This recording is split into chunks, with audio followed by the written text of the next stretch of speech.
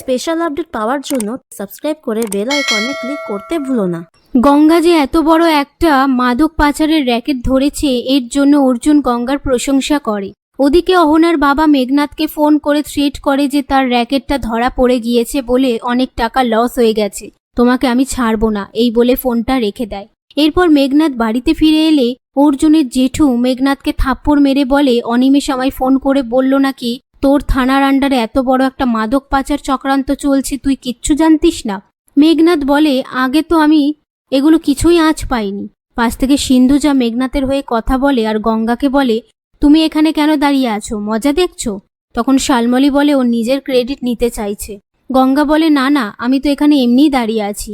এসব কথার মধ্যে অনিমেষ সেখানে এসে অর্জুনের জেঠুকে বলে, আমি মেঘনাথের সাথে আলাদা করে কথা বলতে চাই, সেখানে আপনি আর অর্জুন থাকবেন।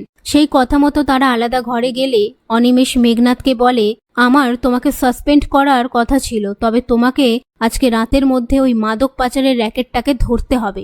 অনিমেষের কথা রাখতে মেঘনাথ মেটে গঙ্গার কাছে গিয়ে সমস্ত গোডাউন থেকে মাদক উদ্ধার করে, তার সাথে গুন্ডা বদমাইশ ছেলেগুলোকেও মারধর করে অ্যারেস্ট করে। তারপর কোন দিকে গোডাউন আছে সেই ইনস্ট্রাকশন মেঘনাথ বাকি কনস্টেবলদের দিলে সেটা দেখে গঙ্গার মনে খটকা লাগে যে এত কিছু কি করে মেঘনাথ জানে। আর সেখানে গিয়েও মেঘনাথ অনেক মাদক উদ্ধার করে গাড়িতে তোলে।